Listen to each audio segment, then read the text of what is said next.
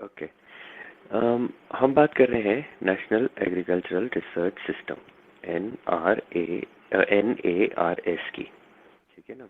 हम देखेंगे इस टॉपिक में कि इसके क्या मैंडेट्स हैं, ठीक है, क्या इम्पोर्टेंस है इसकी, और इसमें क्या क्या रिसर्च इंस्टीट्यूट्स जो हैं वो इन्वॉल्व हैं, ये सारी चीज़ें अपन इसमें देखेंगे। तो ICAR जो है, Indian council of agriculture research, वो एक ऑटोनॉमस ऑर्गेनाइजेशन है और वो आती है department of agricultural research and education के अंदर। ठीक है ना। ये चीज़ आपकी मिनिस्ट्री ऑफ एग्रीकल्चर में और फार्मर वेलफेयर जो है गवर्नमेंट ऑफ इंडिया उसके अंडर आती है। इसको पहले अपन imperial council of agricultural research बोलते थे। क्या बोलते थे? Imperial council of agricultural research, और ये इस्टेब्लिश हुई थी 16 जून 1929 में। ठीक है, 1929 में ये इस्टेब्लिश हुई थी, और सोसाइटी रजिस्ट्रेशन एक्ट के उसके अंदर। अब ये वाला जो क्वेश्चन है, ये कब हुई थी ICAR? ये एक्चुअली क्या तुम्हारे जो कॉम्पिटिटिव एग्जाम्स में शॉर्ट आंसर क्वेश्चंस आते हैं ना, GK वाले, उसके अंदर ही आ सकता है। ठीक है ना। अच्छा, इस काउंसिल जो ICAR है, इसका काम क्या है? इसका काम है कोऑर्डिनेट करना, गाइड करना, रिसर्च को मैनेज करना और एजुकेशन को मैनेज करना। किस फील्ड में? एग्रीकल्चर की फील्ड में। ये रिसर्च को कोऑर्डिनेट करती है। 2 यूनिवर्सिटीज़, 3 यूनिवर्सिटीज़, 5 यूनिवर्सिटीज़, उनके अंदर जो रिसर्च हो रही है उसको कोऑर्डिनेट करने का काम है। जो साइंटिस्ट काम कर रहे हैं उनको गाइड करने का काम है, और जो रिसर्च हो रही है उसको मैनेज करने का काम है। Similarly coordinating of teaching, guiding of teaching and managing of teaching, ये करता है काम ICAR जो है। ठीक है ना। इसमें एग्रीकल्चर से जितने भी एसोसिएटेड चीज़ें हैं, जैसे हॉर्टिकल्चर हो गया, फिशरी हो गई, एनिमल साइंस होगी, पूरी कंट्री का ये सारी चीज़ों का ICAR ये कोऑर्डिनेशन, गाइडिंग एंड मैनेजिंग करता है। ठीक है ना। इसके टोटल में कितने इंस्टीट्यूट्स हैं? 101 इंस्टीट्यूट्स हैं और 78 एग्रीकल्चरल यूनिवर्सिटीज़ हैं। समझ में आई? तो इतना बड़ा इसका ग्रुप है, 101 ICAR इंस्टीट्यूट्स और 78 एग्रीकल्चरल यूनिवर्सिटीज़। तो it is technically the largest national agricultural system in the world. दुनिया में सबसे बड़ा एग्रीकल्चरल सिस्टम है एजुकेशन और रिसर्च का। ठीक है ना। तो जो ICAR है उसने काफ़ी अच्छा रोल प्ले किया है ग्रीन रेवोल्यूशन के अंदर, और जो उस बाद में जितने भी डेवलपमेंट हुए थे एग्रीकल्चर, उन सब चीज़ों में ICAR ने बहुत बड़ा रोल प्ले किया है। इसने क्या क्या चीज़ों में हेल्प करी थी? इसने सबसे रिसर्च में हेल्प करी थी और टेक्नोलॉजी के डेवलपमेंट में हेल्प करी थी। अब तुम ये देखो, अगर रिसर्च होगी तो उससे टेक्नोलॉजी बढ़ेगी। थोड़ी देर कर ले। रिसर्च होगी तो उससे टेक्नोलॉजी बढ़ेगी। जब टेक्नोलॉजी बढ़ेगी, मैं कह रहा हूँ थोड़ी देर म्यूट कर लो। हाँ, अगर रिसर्च होगी तो उससे टेक्नोलॉजी बढ़ेगी। जब टेक्नोलॉजी बढ़ेगी तो आपका जो भी आप काम कर रहे हो उस काम करने में आसानी होगी, और उस काम करने में जो प्रोडक्शन है वो भी इम्प्रूव होगा। तो ICAR ने ग्रीन रेवोल्यूशन के टाइम से अभी तक जितना भी डेवलपमेंट हुआ है उसके अंदर रिसर्च और टेक्नोलॉजी को डेवलप करने में बहुत मदद करी है। अब ICAR की वजह से जो डेवलपमेंट हुआ है, इसकी वजह से अब यूँ देखो, फूड ग्रेन जो है वो 5 टाइम्स बढ़ा है 1951 से 2014 तक। ठीक है, 60 साल के अंदर 51 से 70 साल जो भी हैं, ये इस ड्यूरेशन के अंदर 5 टाइम्स आपका फूड ग्रेन का इंक्रीज हुआ है। ठीक है, हॉर्टिकल्चर क्रॉप्स का 9.5 टाइम हुआ है।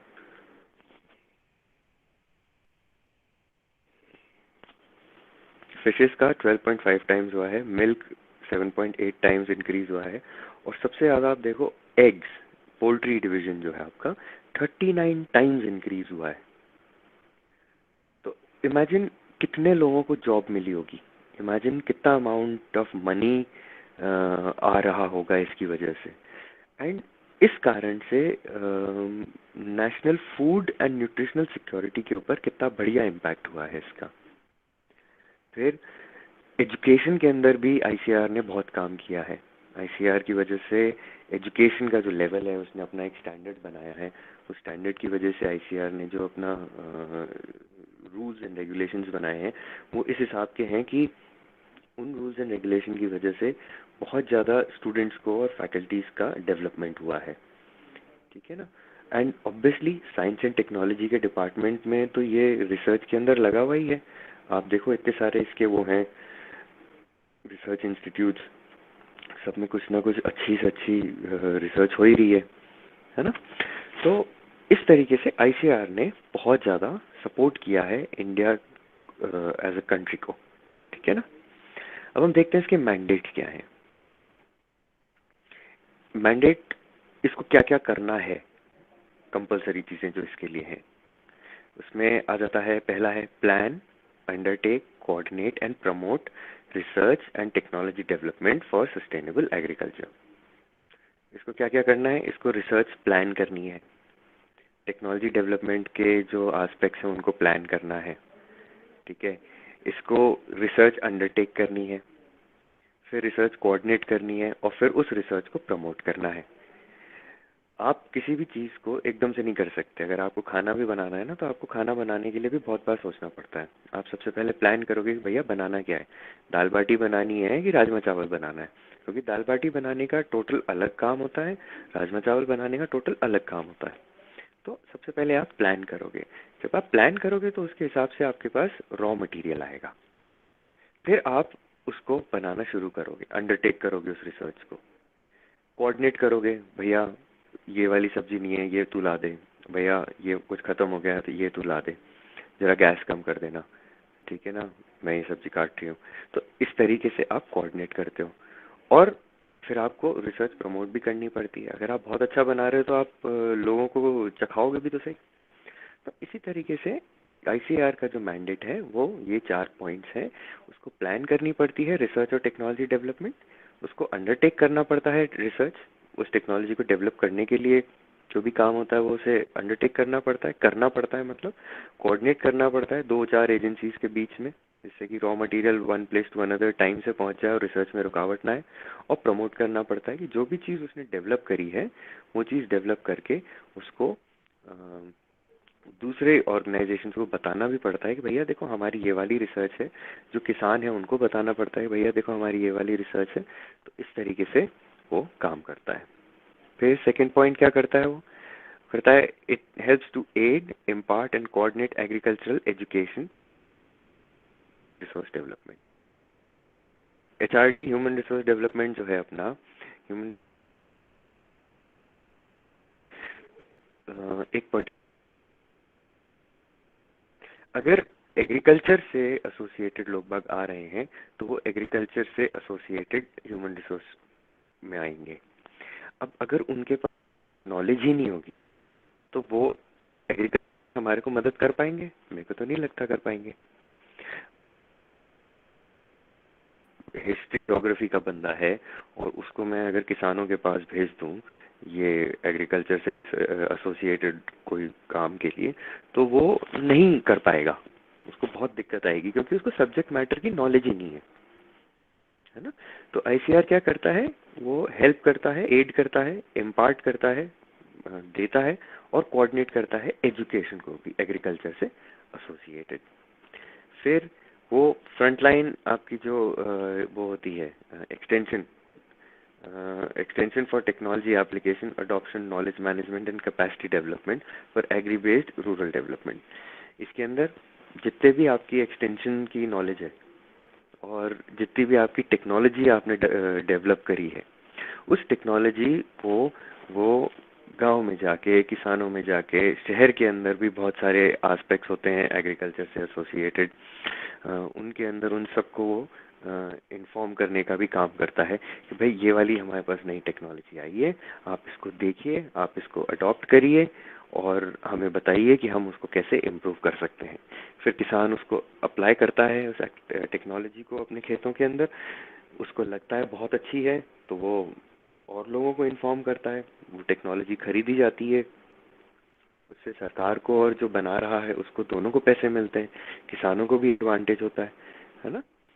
तो ये सारा काम भी आईसीआर का होता है। फिर पॉलिसी, कोऑपरेशन एंड कंसल्टेंसी, ठीक है ना।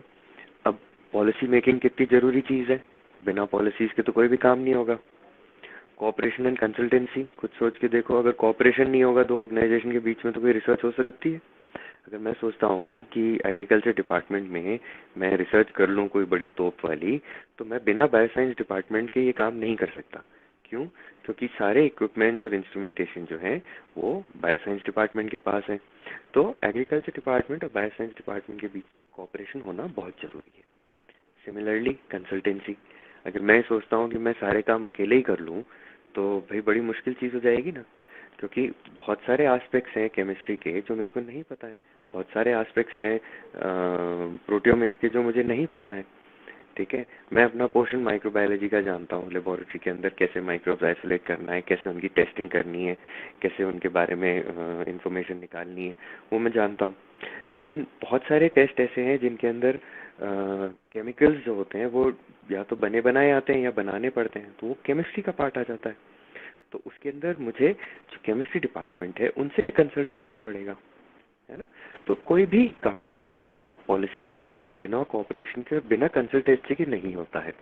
तो आईसीआर जो है ये तीनों काम रिसर्च में, पढ़ाई लिखाई में और इंफॉर्मेशन के ट्रांसफर में, एक्सटेंशन के अंदर, इन जगह पे भी बहुत हेल्पफुल है। हमारे 12 मार्क्स के क्वेश्चंस में लॉन्ग आंसर आ सकता है। इसकी ऑर्गेनाइजेशन क्या है? जो यूनियन मिनिस्टर ऑफ एग्रीकल्चर है वो एक्स ऑफिशियल प्रेसिडेंट होते हैं आईसीआर सोसाइटी के, ठीक है ना। Secretary, department of agriculture research and education, ministry of agriculture, government of India, and DG ICAR, ये जो है ये principal executive officer of the council होते हैं, ठीक है ना। गवर्निंग बॉडी जो होती है वो पॉलिसी मेकिंग उसकी अथॉरिटी होती है। समझ आई ये बात? अब हम देखते हैं regional agricultural research institutes of ICR and state agricultural universities कौन कौन सी हैं। तुम्हारी 4 यूनिवर्सिटीज हैं जो कि डीम्ड यूनिवर्सिटीज में आ रही हैं, ठीक है। अब हम देख रहे हैं, अब हम जो नेक्स्ट पार्ट देख रहे हैं वो आईसीआर इंस्टीट्यूशंस देख रहे हैं रीजनल में इंडिया के अंदर, और स्टेट एग्रीकल्चर यूनिवर्सिटीज कौन कौन सी हैं, नेशनल रिसर्च सेंटर्स कौन कौन से हैं, ठीक है ना। ये सारी चीज़ें देखते हैं। तो अपने डीम्ड यूनिवर्सिटीज 4 हैं: Indian agriculture research institute IARI new Delhi, NDRI Karnal, NVRI Izzatnagar, national veterinary research institute, and CISE education Mumbai.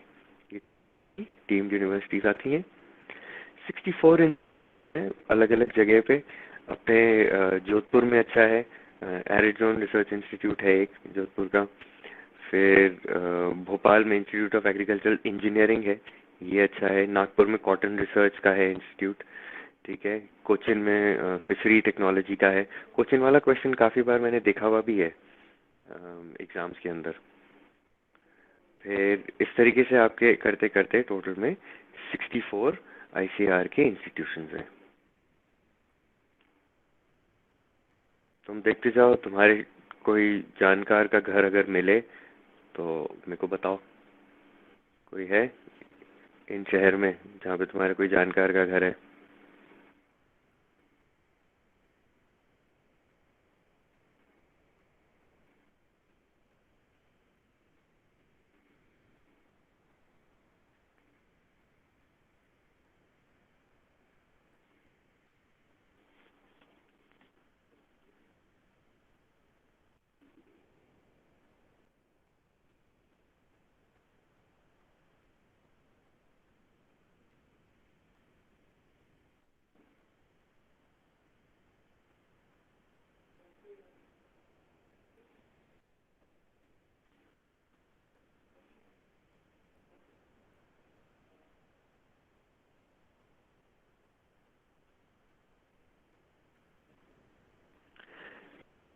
यहाँ पे अपने 64 इंस्टीट्यूट अपन ने देखते हैं। हम नेशनल रिसर्च सेंटर्स हैं आपके, 15 नेशनल रिसर्च सेंटर्स हैं। बनाना का त्रिची में है, मुजफ्फरपुर में है, अनार का सोलापुर, कैमल का बीकानेर में, इक्वाइंस का हिसार में, मीट का हैदराबाद है, मिथुन नागालैंड में है, ऑर्किड्स का आपका सिक्किम में है, पिग्स का गुवाहाटी में है, प्लांट बायोटेक न्यू दिल्ली में है, NRCP भी जो है national research centre on plant biotechnology, seed spices का अजमेर में है। अभी एक स्टूडेंट है, उसने सीड स्पाइसेस से कोरिएंडर के सीड्स मंगवाए हैं, देखो पहुंचते हैं नहीं पहुंचते हैं उसके पास टाइम से। याक का वेस्ट के मांग के अंदर है, और फिर आपका इंटीग्रेटेड पेस्ट मैनेजमेंट का जो है वो न्यू दिल्ली में है। फिर इंटीग्रेटेड फार्मिंग का जो है वो मोतिहारी के अंदर है। नेशनल ब्यूरोक्स देख लेते हैं अपन, 6 नेशनल ब्यूरोक्स हैं।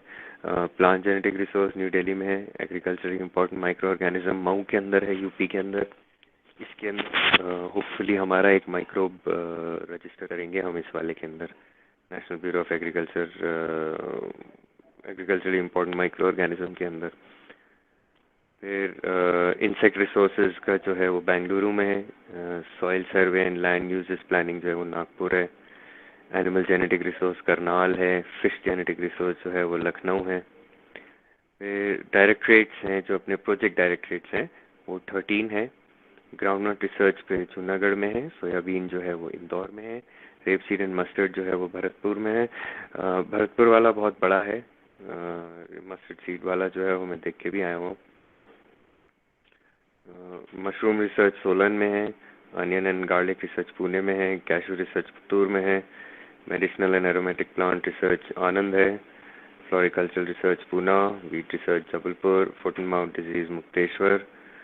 Poultry research Hyderabad. ये नॉलेज मैनेजमेंट इन एग्रीकल्चर जो है वो न्यू दिल्ली में है। And cold water fisheries research जो है वो भीमताल नैनीताल के अंदर है।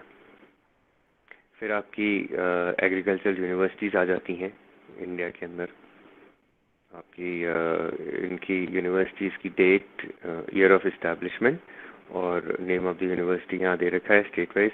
अब एक चीज़ ये ध्यान रखना, इसके अंदर ये तुम्हारे कॉम्पिटिटिव एग्जाम्स के पॉइंट ऑफ व्यू से ज़रूरी क्वेश्चंस आ जाते हैं। शॉर्ट उसके अंदर आएंगे ये MCQs में, तो इसलिए ये वाला पोर्शन ज़रूरी है। कैसे याद करते हैं तो तुम्हारे को देखना पड़ेगा। ये अपना आंध्र प्रदेश में 3 है, तिरुपति में है, वेस्ट गोदावरी डिस्ट्रिक्ट में, हैदराबाद के अंदर है। असम के अंदर जोरहट के अंदर है आपका असम एग्रीकल्चर यूनिवर्सिटी जो है। बिहार में 2 हैं, भागलपुर और समस्तीपुर के अंदर। छत्तीसगढ़ के अंदर आपके रायपुर में है। गुजरात में आपके 5 जगह है। ये आनंद एग्रीकल्चर, जूनागढ़ एग्रीकल्चर, नवाश्री, सरदार कुशीनगर दांतीवाड़ा एग्रीकल्चर यूनिवर्सिटी और कामधेनु यूनिवर्सिटी, ठीक है, ये गांधीनगर में है। फिर हरियाणा के अंदर आपके 3 हैं, CCS HAU हिसार, ठीक है। और हरियाणा में 3 हो गए आपके। हिमाचल प्रदेश में आपके 2 हैं, चौधरी डॉक्टर यशवंत सिंह परमार में, हिमाचल यशवंत सिंह जी वाली। जम्मू एंड कश्मीर अपने शेर कश्मीर यूनिवर्सिटी है एग्रीकल्चर साइंस एंड टेक्नोलॉजी की। झारखंड में अपने 3 हैं। कर्नाटक में अपने हैं 1 2 3 4 5 6, कर्नाटक में 6 हैं। बेंगलोर में धारवाड़, रायचूर, बागलकोट, बिद्देर और शिवमोगा। फिर केरला में आपके 3 आ गए, त्रिशूर, कोची और वयान, ठीक है ना। ये कोची का ध्यान रखना, Kerala university of fisheries and ocean studies है ना, ये मैंने 2-4 बार देख रखा है क्वेश्चन। फिर MP में आपकी जवाहरलाल नेहरू एग्रीकल्चर यूनिवर्सिटी आ गई। राजमाता विजयराजे सिंधिया कृषि विश्वविद्यालय आ गया ग्वालियर का। महाराष्ट्र में भी हैं आपके 7, महाराष्ट्र के अंदर हैं, ठीक है।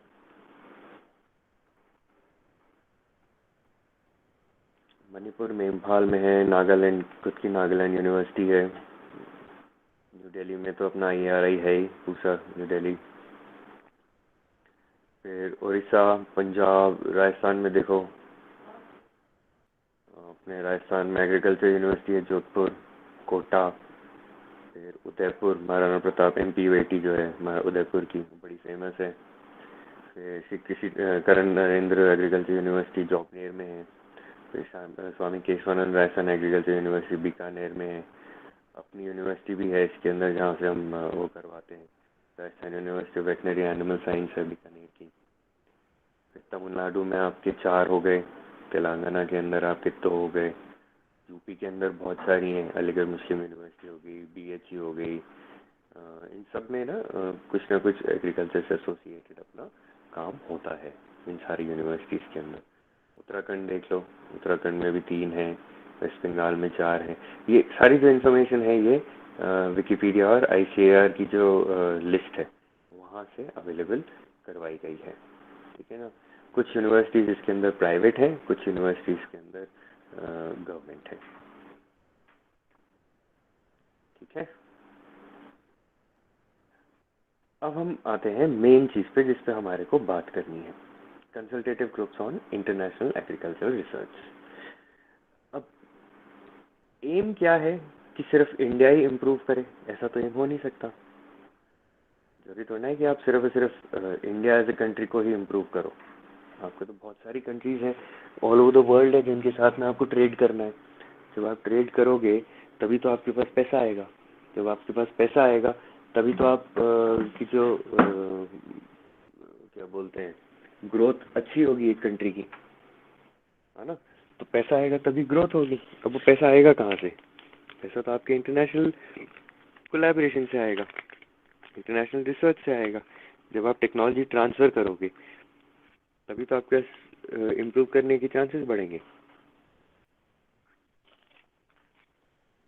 तो ये जो अपने कंसल्टेंसी ग्रुप्स हैं इंटरनेशनल एग्रीकल्चर रिसर्च के ऊपर, CGIAR, इनके भी कुछ इम्पोर्टेंट काम होते हैं और ये भी बहुत इम्पोर्टेंस रखते हैं और ये इंटरनेशनली इम्पोर्टेंस रखते हैं। ऐसा नहीं है कि ये सिर्फ नेशनल लेवल पे इम्पोर्टेंस रखते हैं, ये इंटरनेशनली इम्पोर्टेंस रखते हैं।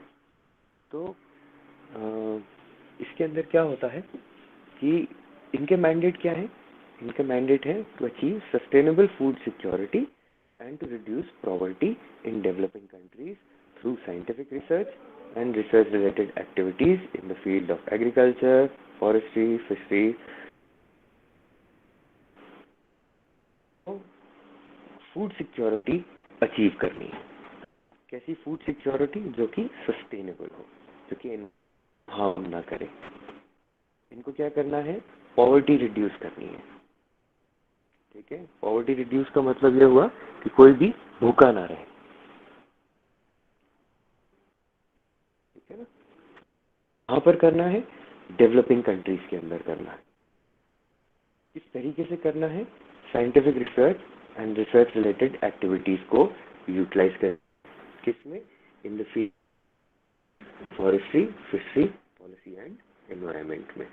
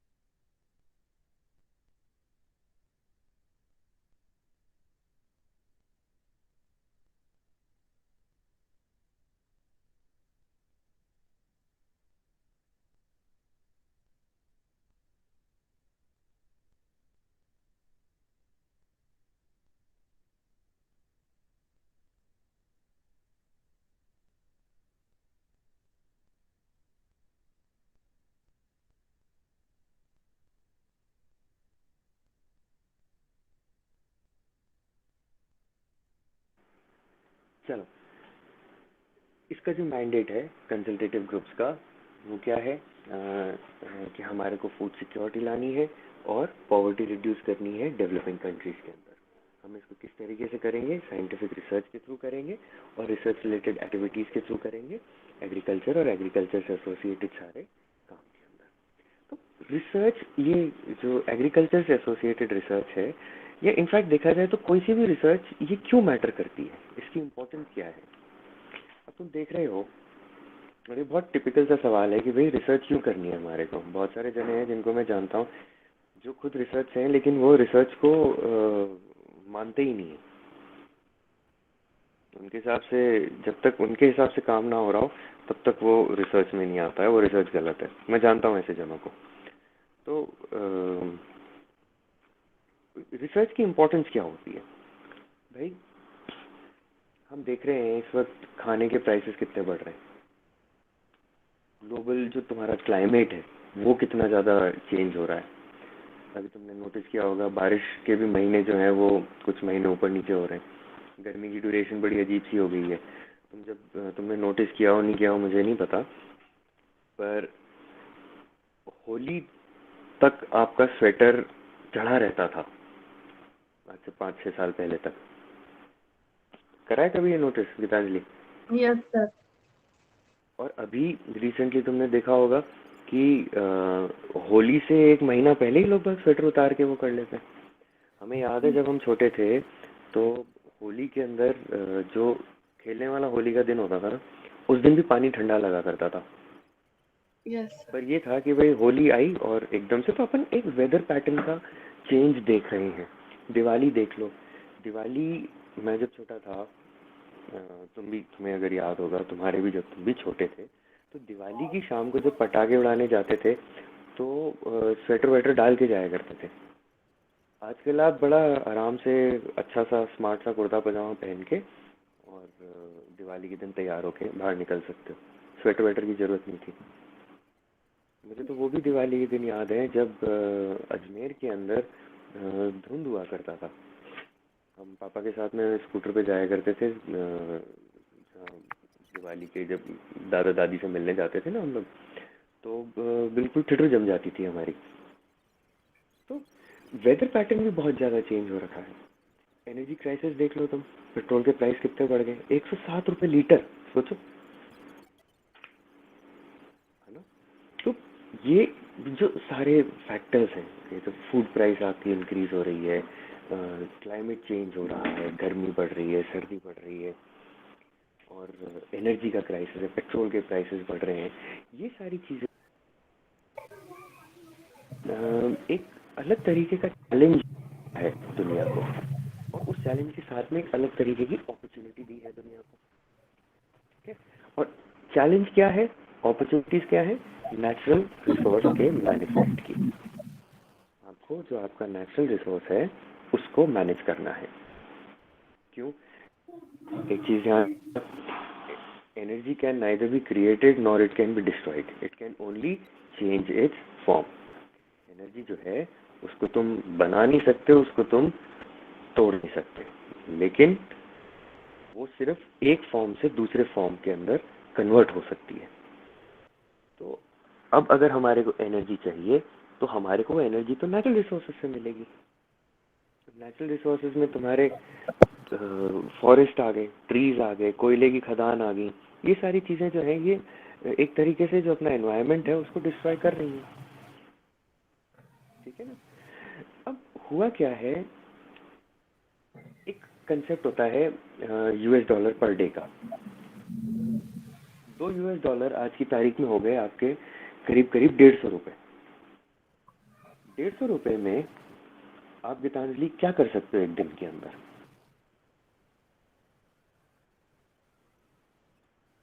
बताओ। अगर मैं आपको सिर्फ 150 रुपये देता हूँ तो आप उस 150 रुपये में क्या क्या कर सकते हो एक दिन में?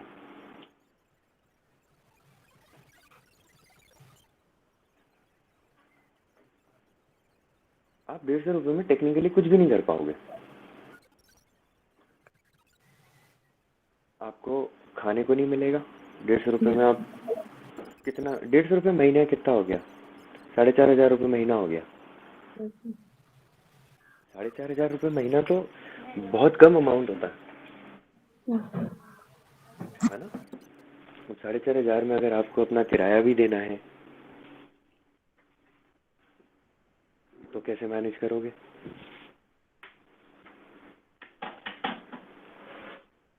सोच के देखो, आपको खाना भी खाना है, कपड़े भी पहनने, 4,500 में तो नहीं हो सकता। और दिहाड़ी जानती हो ना, जो टर्म है दिहाड़ी, अपने राजस्थान में दुनिया भर में दिहाड़ी वाले मजदूर बहुत हैं। तो इन दिहाड़ी वाले मजदूरों का क्या होता होगा? किसी दिन इनको काम मिलता है, किसी दिन इनको काम नहीं मिलता है। मैंने दिहाड़ी कर रखी है, मैंने 4 महीने दिहाड़ी पे काम किया हुआ है यूके में जब मैं था, जिसमें दिहाड़ी के वहाँ पे जाने में और वापस आने में मेरी खुद की जेब से पैसा लगता था। 5 पाउंड जाने के लगते थे, 5 पाउंड आने के लगते थे, 10 पाउंड तो मेरे यहीं खर्च हो गए। 10 पाउंड दिन का मतलब 300 पाउंड महीना। 450 पाउंड मेरी वो थी, क्या बोलते हैं,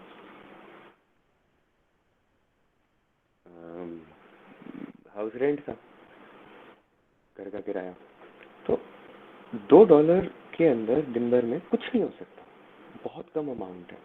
और ये जितने भी ट्रेंड्स ऊपर मैंने बताए तुम्हारे को, फूड प्राइसेस जो बढ़ रहा है, ग्लोबल क्लाइमेट चेंज हो रहा है, एनर्जी क्राइसिस है, ये सारे के सारे अपन लोगों को थोड़ा सा कम इफेक्ट करते हैं, लेकिन उन लोगों को बहुत इफेक्ट करते हैं जो कि $2 से नीचे रहते हैं, ₹150 से नीचे रहते हैं, या ₹4,000 महीने से नीचे रहते हैं।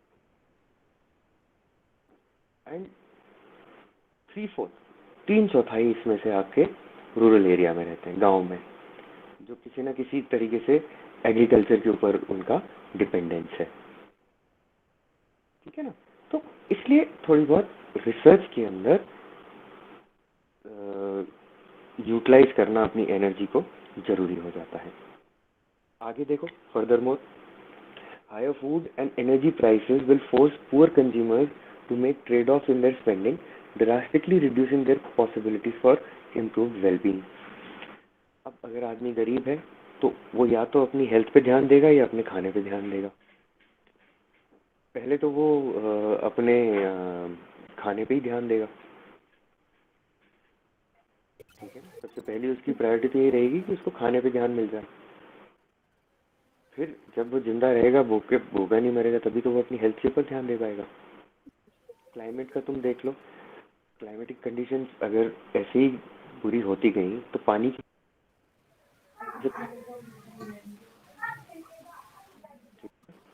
ये भी तो है इशू। तो और दूसरा, खाना जो है, खाने का होना भी बहुत जरूरी है। आप समझ रहे हो? वो कहता है ना कि climate change by worsening growing conditions for crop will further strain the capacity of agriculture and set the growth while reducing poverty. Scientists estimate that the rising temperatures and changing rainfall patterns agricultural production to drop by as much as 50% in many African countries and 30% in Central and South Asia. सोच के देखो, मतलब climate change की वजह से 50% तक African countries के अंदर खाने के अंदर, फूड के प्रोडक्शन के अंदर कमी आ जाएगी।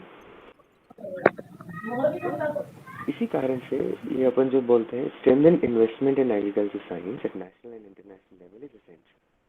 इसी कारण से जो इन्वेस्टमेंट है रिसर्च साइंस के अंदर, रिसर्च के अंदर, एग्रीकल्चर रिसर्च के अंदर खास तौर पे, वो बहुत ज़्यादा जरूरी है। ठीक है? Moreover, there is a need to scale up such researches to foster innovation for increased agriculture productivity to benefit the rural poor while conserving natural resources such as water, forest and fisheries. हमारे को इन सब चीज़ों का भी ध्यान देना है जिससे कि एग्रीकल्चर रिसर्च के ऊपर ज़्यादा स्ट्रेन ना आए और एग्रीकल्चर रिसर्च अपनी होती भी रहे अच्छे से। एट द सेम टाइम हमारे को जो वाटर है, जो फॉरेस्ट हैं, जो फिशरीज हैं, इनके ऊपर भी ज़्यादा जोर ना पड़े। ठीक है? देखो, according to world development report of 2008, जो वर्ल्ड डेवलपमेंट रिपोर्ट है 2008 की, investment in agriculture research has paid off handsomely. delivering an average rate of returns of 43% in 700 development projects evaluated in developing countries. Clearly, strong program of relevant and effective research must be at top of international development agenda if the Millennium Development Goal of halving hunger and poverty by 2015 are to be met, and if these gains are to be expanded in the decades to come. 700 projects थे developing countries के अंदर अलग अलग जगह पे, ठीक है। उन 700 प्रोजेक्ट्स में जो रेट ऑफ रिटर्न होती है, उन 700 प्रोजेक्ट्स की रेट ऑफ रिटर्न जो थी क्यूमुलेटिव, वो राउंड अबाउट 43% थी, and which is a pretty good, that's nearly 50% rate of return. तुमने 100 रुपये लगाए तो तुम्हारे को 50 रुपये तो वापस मिल ही गए उसके अंदर। That's a pretty good return. और ये जो रिटर्न है परसेंटेज के अंदर, ये मिलियंस ऑफ डॉलर्स के अंदर आता है, ठीक है ना। अब अगर हमारे को, ये तो खैर 2008 की रिपोर्ट थी 2015 तक के एम के लिए, अब 6-7 साल ऑलरेडी आगे हो चुके हैं उससे, तो आने वाले 4 साल और में एक डेकेड और निकल जाएगी, ठीक है। 4 साल के अंदर ये जो डेकेड निकलेगी, 10 साल जो निकले 2015 से 2025 तक का, उस ड्यूरेशन में हम इन टेक्नोलॉजी की वजह से और ज़्यादा इम्प्रूवमेंट देखने की कोशिश करेंगे। अब ये है क्या चीज़, ये जो CGIAR है, consultative group of international agriculture research है, ये एक इवॉल्विंग स्ट्रैटेजिक पार्टनरशिप है। बेसिकली पार्टनरशिप है ये बहुत सारे इंटरनेशनल ऑर्गेनाइजेशंस की। इसमें क्या क्या आते हैं, सबसे पहले तो हम देखते हैं कब इस्टेब्लिश हुआ था। 1971 में इस्टेब्लिश हुआ था, ठीक है। इसमें कितने मेंबर्स हैं, इसमें 64 मेंबर्स हैं। कितने इंटरनेशनल सेंटर्स हैं, 15 इंटरनेशनल सेंटर्स हैं। और ये जो 15 इंटरनेशनल सेंटर्स हैं, ये hundreds of government and civil societies के साथ में कोलैबोरेशन कर रहे हैं। इनके अंदर आपके सिविल सोसाइटीज़ आ जाती है, बहुत सारे प्राइवेट बिजनेसेस भी आ जाते हैं, बहुत सारी गवर्नमेंट की ऑर्गेनाइजेशन भी आ जाती है। तो CGIAR जो है वो इन सब चीज़ों के साथ मिलके अपना काम कर रहा है। इनके members 21 developing and 26 industrialised countries से हैं, 4 को स्पॉन्सर्स हैं, 13 इंटरनेशनल ऑर्गेनाइजेशन हैं। ये सारी चीज़ें इसके अंदर आती हैं। इसमें कितने साइंटिस्ट हैं, 8000 के ऊपर साइंटिस्ट हैं इसके अंदर, ठीक है ना। कितनी कंट्रीज में फैला हुआ है, 100 कंट्रीज के अंदर फैला हुआ है। तो ये छोटी चीज़ नहीं है, CGIAR जो है वो बहुत बड़ी चीज़ है, ठीक है ना। इसके अंदर टाइप की साइंस है, टेक्नोलॉजी है,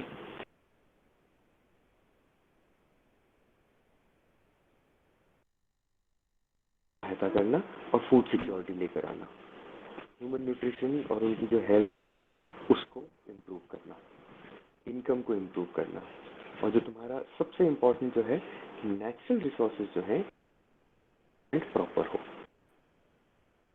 ठीक है ना। फिर न्यू क्रॉप वेराइटीज आ, हमारे अभी इंजीनियरिंग की वजह से हम क्रॉप की वेराइटीज को डेवलप कर रहे हैं। वो सारी चीज़ें कहाँ से आ रही हैं, सारी टेक्नोलॉजी की वजह से ही तो आ रहा है, ठीक है। फिर कुछ नेचुरल नॉलेजेस हैं, जैसे आपके इंस्ट्रूमेंट्स हो गए, कंबाइंस होते हैं। कंबाइंस तुमने देख रखे होंगे, वो ट्रैक्टर जैसा बड़ा सा इंस्ट्रूमेंट वो नहीं होता है, ट्रॉलर, जो कि आपका गेहूं को लेता भी जाता है, उसको छांटता भी जाता है और हंस को अलग भी करता जाता है। ये सारी चीज़ें जो है ये आपकी टेक्नोलॉजी के डेवलपमेंट से आई हैं। तो इनका सबका मेन एम क्या है, sustainable agricultural development through out the world. इसमें रिसर्च की प्रायोरिटीज़ क्या है, सबसे पहली प्रायोरिटी इसकी जो है रिसर्च की, वो है कि हंगर को रिड्यूस करना है, माल न्यूट्रिशन को ख़त्म करना है। कैसे करेंगे, आप अच्छी क्वालिटी का फूड प्रोड्यूस करोगे और अच्छी क्वांटिटी में फूड प्रोड्यूस करोगे, उसका जो इम्प्रूवमेंट रहेगा, आपको अगर नॉर्मल वे से करना है, ट्रेडिशनल वे से करना है, तो वैसे भी कर सकते हो, लेकिन जेनेटिक इंजीनियरिंग जो है वो बहुत ज़्यादा हेल्प कर रही है। बीटी कॉटन तुमने सुना होगा, बीटी ब्रिंजल है, बीटी कॉटन की वजह से तुम देखो कितना कॉटन का प्रोडक्शन इम्प्रूव हुआ है, कीड़े नहीं लगते अब उसके अंदर, है ना। फिर sustaining agriculture biodiversity both in Situ and ex situ, हमें सस्टेन करनी है एग्रीकल्चर बायोडाइवर्सिटी, प्रमोट करना है अपॉर्चुनिटीज़ को इकोनॉमिक डेवलपमेंट के लिए, ठीक है। एग्रीकल्चर का डाइवर्सिफिकेशन करना है, हाई वैल्यू कमोडिटीज़ और जो प्रोडक्ट्स हैं उनको हमारे को बराबर में हिसाब में चलना है लेकर, जिससे कि हाई वैल्यू कमोडिटीज़ और प्रोडक्ट्स जो हैं उनको भी कोई नुकसान ना हो। कुछ लोग होते हैं क्योंकि मार्केट नहीं है तो वो बेच नहीं पा रहे हैं, इसलिए वो प्रोड्यूस नहीं करते हैं। मार्केट इंटरनेशनल लेवल में बहुत है, लेकिन क्योंकि उनके पास पैसा नहीं है मटेरियल को सेल करने का, इसलिए वो प्रोड्यूस नहीं करते हैं। कुछ लोगों के पास नॉलेज नहीं होती है, तो हमें वो अपॉर्चुनिटीज़ देनी पड़ती हैं उनको, ठीक है ना। हमें वाटर, लैंड और फॉरेस्ट का कंजर्वेशन करना पड़ता है, ठीक है। ये सारी चीज़ें जो हैं ये CGIAR की प्रायोरिटीज़ में आती हैं। फिर पॉलिसीज़ को इम्प्रूव करना है। कुछ पॉलिसीज़ होती हैं जो कि किसानों के लिए काम की नहीं है, तो उनको हटाना है। कुछ पॉलिसीज़ हैं जो कि किसानों के लिए बेनिफिशियल है, उनको लेकर आना है, ठीक है ना। तो ये सारी जो है आपकी ये प्रायोरिटीज़ है। A critical task of 11 of the CGIAR centers is to maintain international gene bank, which preserves and make readily available the plant genetic resources that forms the basis of food security worldwide. एक सबसे important task जो है वो 11 CGIAR centres को दिया गया है, और उनका काम है इंटरनेशनल जीन बैंक्स को मेंटेन करना। इन जीन बैंक्स के अंदर आपके जितने भी प्लांट्स हैं अभी वर्ल्ड के अंदर, food related and non food related, इन सब के सीड्स और जो ग्रोइंग पैरामीटर्स हैं वो सारी चीज़ें अवेलेबल हैं, ठीक है ना। In addition, the CGIAR implements several innovative challenge programs designed to confront global and regional issues of vital importance. Challenge programs ये करता रहता है, ठीक है ना। Implemented through broad-based research partnership, challenge program mobilize knowledge, technology, and resources to solve those and other problems such as micronutrient deficiencies, which affect more than 3 billion people, water scarcity, which already affects the third of the world's population, and climate changes, which poses a dire threat to rural livelihood across the developing world. अब तुम खुद सोच के देखो, अगर ये challenge programmes नहीं होते तो लोग बाग इनके ऊपर दिमाग लगाते ही नहीं, उनको पता ही नहीं पड़ता। तो CGIAR उन प्रॉब्लम्स को आइडेंटिफाई करता है।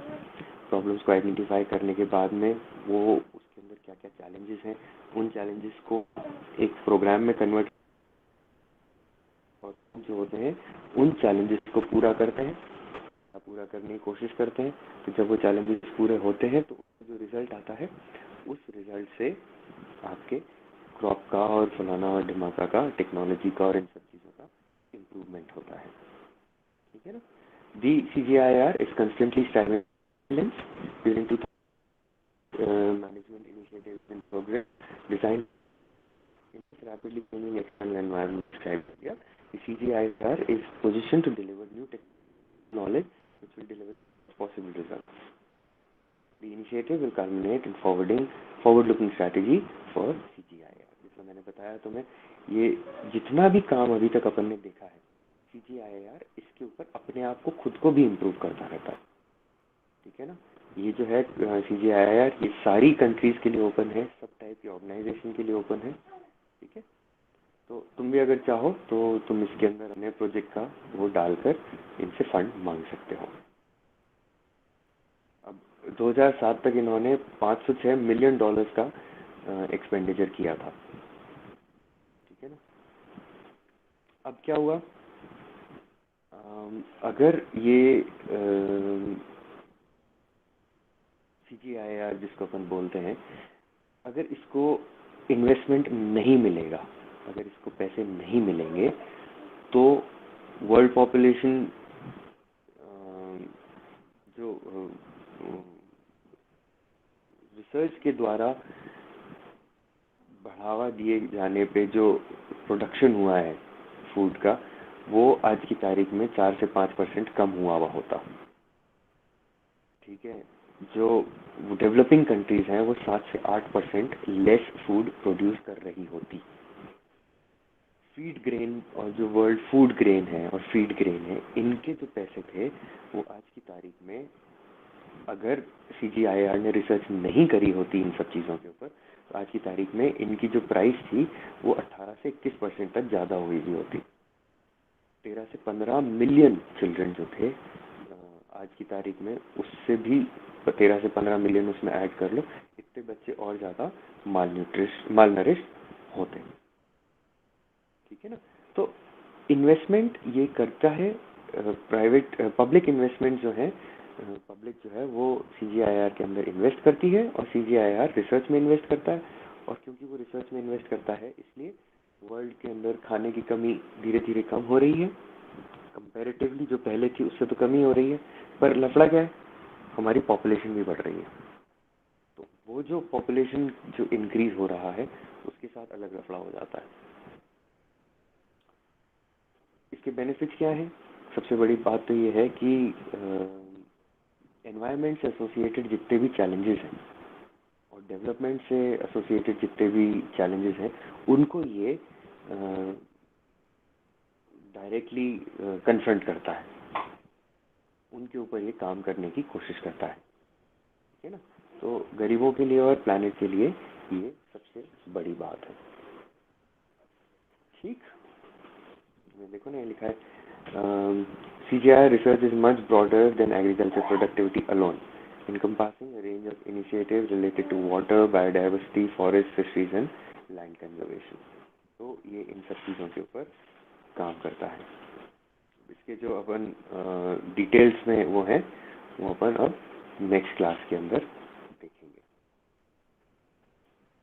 यहाँ तक समझ में आया तुम्हें? Yes sir. क्या समझ में आया? बेनिफिट्स क्या है ICR रिसर्च के बारे में? हाँ, बेनिफिट्स क्या है ICR के, और ICR के कितने नेशनल और इंटरनेशनल अपने वो हैं यहाँ पर इन कंट्री के अंदर, है ना।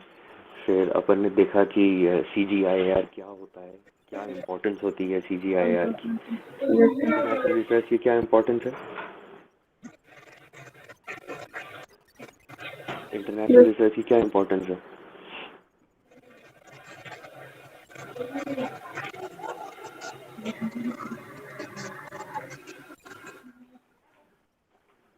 बताओ।